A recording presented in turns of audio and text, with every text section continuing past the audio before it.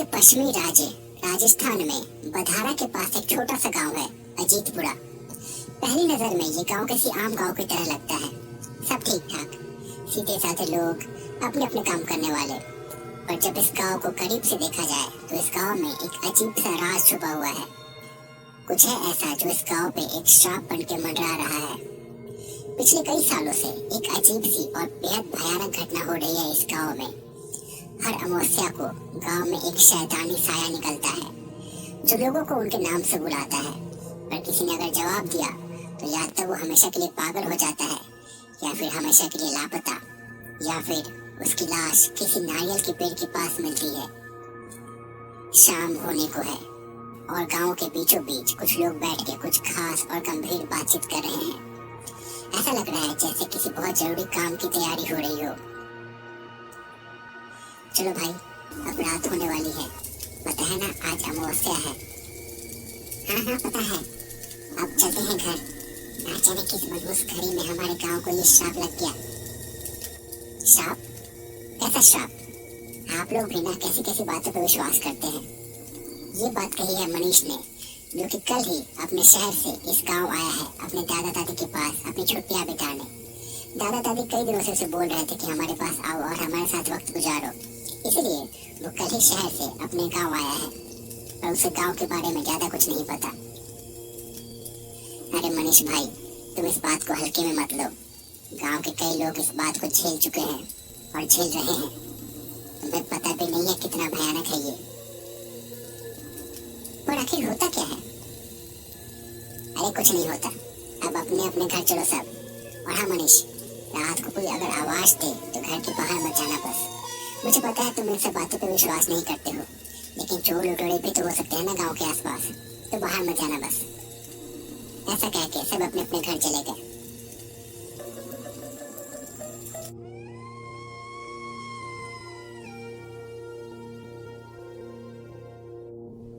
रात ढल आई, हर ओर सन्नाटा छा गया है। आसपास का इलाका शांत और ठंडा हो गया है।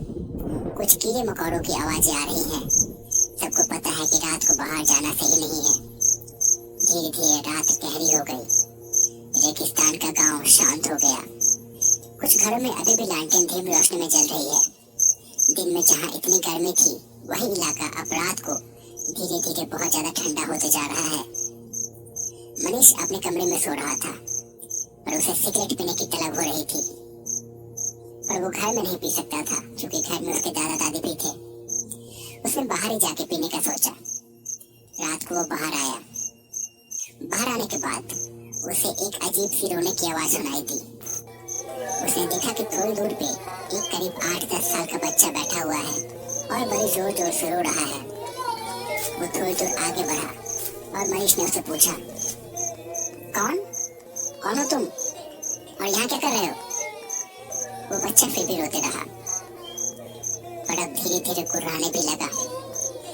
मुक्ति मुक्ति मुक्ति मुक्ति चाहिए। मनीष और आगे जाने लगा। उसकी धड़कन तेज हो गई थी। मन में उसे गांव वालों की बात याद आ रही थी, पर उसके मन में उत्सुकता थी। वो जानना चाह रहा था कि आखिर कौन है और वहां पे क्यों है, क्यों रो रहा है। जैसे ही वो पास पहुंचा, वो बच्चा अचानक से मुड़ा। उसे देख के मनीष के होश उड़ गए। वो कोई बच्चा नहीं था, उसके बच्चे के जैसा दिखने वाला एक बौना था। शायद यही वो शैतान था जिसके बारे में लोग बात कर रहे थे। उसके हाथ पैर बहुत ज्यादा बड़े थे और बाल भी बड़े थे। सिर और मुंह बड़ा सा था, बहुत भयंकर था। मनीष ने उसे देखा और उसकी चीख निकल गई और वो वहीं पे बेहोश हो गया। जब उसकी आंखें खुली तो उसके दादा दादी उसे घेर के खड़े थे। उन्होंने उससे पूछा कि क्या हुआ, पर मनीष ने बताया कि शायद कमजोरी की वजह से उसे चक्कर आ गया। उसके दादा दादी ने भी बात को नजरअंदाज कर दिया। पर अगले दिन से उसकी तबीयत बहुत ज्यादा खराब रहने लगी। उसे लगने लगा कि हमेशा उसके सर में दर्द रहता है, बदन अकड़ा हुआ लगता है। धीरे धीरे मनीष बहुत ज्यादा कमजोर होने लगा। उसने खाना पीना भी बंद कर दिया। धीरे धीरे उसे देख के ऐसा लगने लगा जैसे वो झुकता जा रहा है। उसका कद धीरे धीरे कम होते जा रहा है। मनीष के दादा दादी सोच में पड़ गए। उन्हें समझ में आ गया था कि कुछ तो गड़बड़ है उसके साथ। उन्होंने पास के गांव से डॉक्टर को बुलाया। डॉक्टर ने देखा और कहा,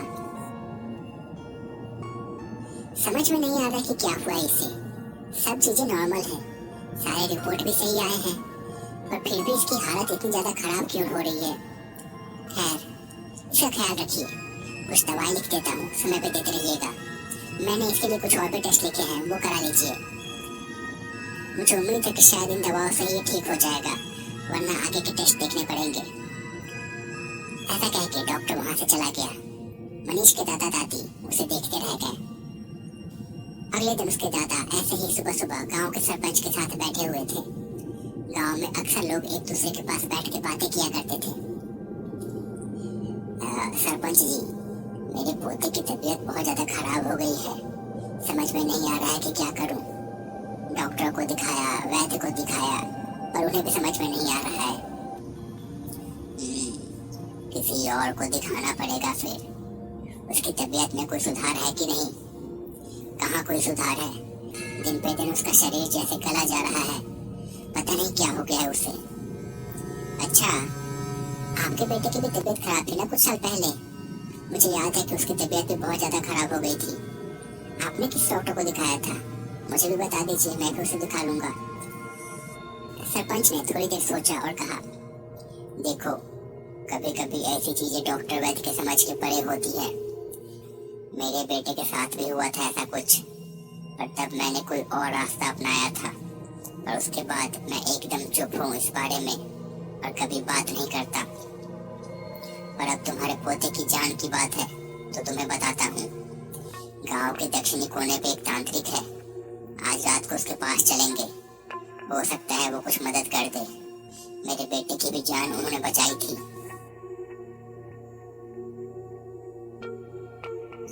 एक छोटे से मकान में एक लड़का बिस्तर पे पड़ा हुआ है। उसकी हालत बहुत ज्यादा खराब लग रही है। आंखों के नीचे अंधेरा छा चुका है, बदन कमजोर होते जा रहा है, सांस लेने में भी तकलीफ हो रही है, पर अभी भी जिंदा है। उसी कमरे में कुछ देर के बाद एक बूढ़ा आदमी आया और सामने बैठ गया। ना जाने क्या हो गया है तुम्हें। अब एक तू ही तो है मेरा इस दुनिया में। तेरे बिना जीने का क्या मतलब। मैं तुझे कुछ नहीं होने दूंगा, चाहे मुझे कुछ भी करना पड़े, मैं तुझे कुछ भी नहीं होने दूंगा। इसके बाद उस बूढ़े ने चुपचाप कुछ सोचा और चुपचाप फिर वहां से निकल पड़ा।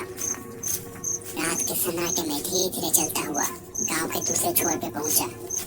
यहाँ एक छोटी सी झोपड़ी है। उसके अंदर से थोड़ी सी रोशनी आ रही है और साथ ही में कुछ मंत्रों की आवाज भी आ रही है। वो बूढ़ा इधर उधर देख के चुपके से अंदर चला गया। उसने देखा कि झोपड़ी के अंदर एक आदमी बैठा हुआ है।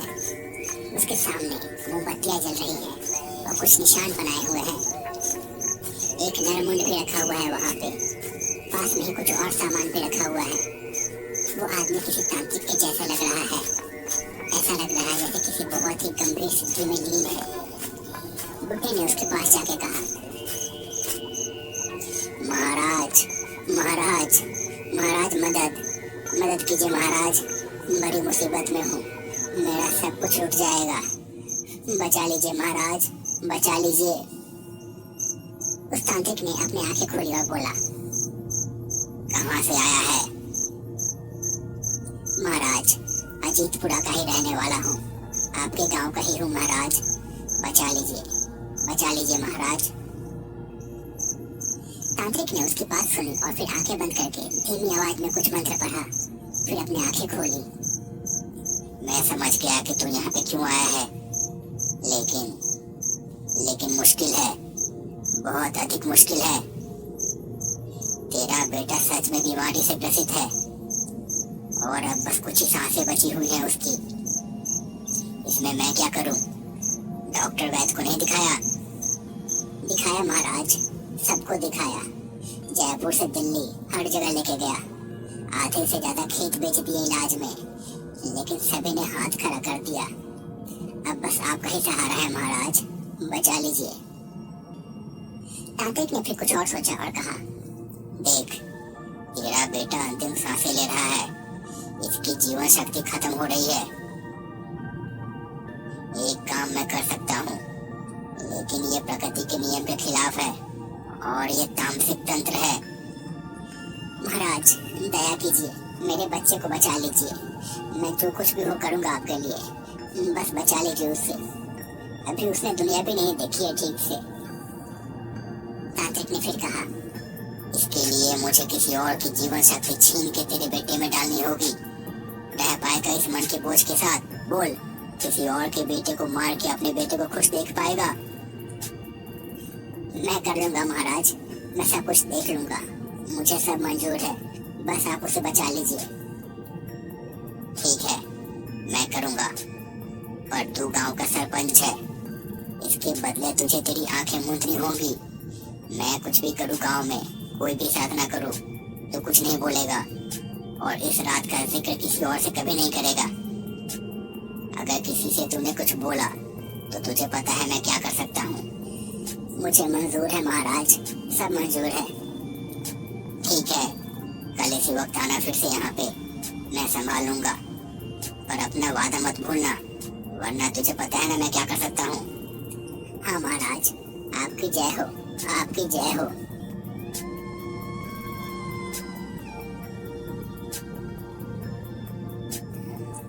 रात खामोश हो चुकी है। तांत्रिक अपनी झोपड़ी में बैठ के कुछ ऐसे ही मंत्र पढ़ रहा है। उसके पास मोमबत्तियां जल रही हैं और पास में ही एक हरे रंग का नारियल रखा हुआ है। उस नारियल पे कुछ धागे बंधे हुए हैं और काले रंग से तिलक लगाया हुआ है। कुछ देर के बाद तांत्रिक झोपड़ी से बाहर निकल आया, नारियल हाथ में लेके। एक ऐसे घर की तलाश में जिसमें कोई अकेला आदमी रहता हो और जो स्वस्थ हो। कुछ दूर टहलने के बाद वो एक घर के पास पहुंचा। ये घर टिंकू बौने का था। गांव के लोगों ने इसे पूरी तरह से अपनाया नहीं था और उसके माता पिता नहीं थे। अपने छोटे से घर में वो अकेला रहता था। तांत्रिक घर के पास पहुंचा और एक अलग आवाज में उसने बुलाया, टिंकू, टिंकू सुनो, आओ तो बाहर। कुछ देर में टिंकू बाहर आया। जैसे ही वो बाहर आया, उस तांत्रिक ने उस पर कुछ राख फेंकी और टिंकू गिर पड़ा। फिर तांत्रिक ने मौका देख के उसका गला रेत दिया और फिर नारियल को उसके पास लेके गया। फिर वो चुपचाप अपनी झोपड़ी में लौट आया। उसके कुछ ही देर में गांव का सरपंच वहां पहुंचा। ये लो नारियल, इसे अपने बेटे के पास लेके जाओ। इसका पानी अपने बेटे को पिला देना, वो ठीक हो जाएगा, पर अपना वादा मत भूलना। सरपंच ने नारियल ले लिया और ले जाके अपने बेटे को पिलाया। अगले दिन से उसके बेटे की तबीयत ठीक हो गई, पर टिंकू बौने की लाश जाने कितने दिनों तक वहीं पड़ी रही। गांव के दक्षिणी कोने पे एक तांत्रिक है। आज रात को उनके पास चलेंगे, हो सकता है वो कुछ मदद कर दे। मेरे बेटे की जान भी उन्होंने बचाई थी। हाँ ठीक है, इस समय तो जो भी सहारा दिखे अच्छा है। रात फिर से घिर आई। सन्नाटे में धीरे धीरे वो लोग किसी तरह से तांत्रिक की झोपड़ी के पास पहुंचे। अपने साथ जैसे तैसे वो लोग मनीष को भी लेके गए थे। उनके साथ एक और आदमी भी था जो कि सरपंच का वफादार था। सरपंच झोपड़ी में गया। उसने देखा कि वो तांत्रिक चुपचाप झोपड़ी में बैठा हुआ है, पर अब वो थोड़ा बूढ़ा हो चुका है, बाल सफेद हो चुके हैं और थोड़ा कमजोर भी लग रहा है। महाराज, महाराज नमस्ते, कैसे हैं आप महाराज? तांत्रिक ने उन्हें देखा और कहा, कौन हो तुम और इस वक्त यहाँ क्या कर रहे हो? महाराज, आपको याद होगा कुछ साल पहले मैं आपके पास आया था। मेरे बेटे की तबीयत बहुत ज्यादा खराब थी, आपने उस वक्त मेरी मदद की थी। हाँ याद आया मुझे, पर मुझे ये भी याद है कि तुम्हारे बेटे को बचाने के लिए मुझे क्या करना पड़ा था, पर अब मैंने ये सब छोड़ दिया है। उस दिन के बाद से इतने साल मैं जैसे तैसे बचते आ रहा हूँ, खुद में उससे छुपता फिरता हूँ। वो आत्मा मेरी तलाश में है। चले जाओ यहाँ से, चले जाओ। पर महाराज, मेरे पोते को देख तो लीजिए एक बार, मैं उसे लेके आया हूँ साथ में। तभी उस कमरे में एक आदमी मनीष को लेकर दाखिल हुआ। तांत्रिक ने उसे देखा और सहम गया। दूर करो उसे, दूर करो इसे, हटाओ इसे, ले जाओ इसे यहाँ से, ये मुझे नहीं छोड़ेगा, ये मुझे नहीं छोड़ेगा, भगाओ इसे यहाँ से, भगाओ। सरपंच और मनीष के दादा को समझ में नहीं आया कि क्या हो रहा है, पर धीरे धीरे सब साफ हो गया। धीरे धीरे मनीष के कंधे पे उन्हें कुछ नजर आने लगा, एक बेहद भयानक सा बौना शैतान। उन सबको समझ में आ गया था कि उसी की वजह से मनीष की तबीयत शायद खराब थी। वो तांत्रिक को देख के घुर्राने लगा और कुछ बड़बड़ाने लगा, बदला बदला।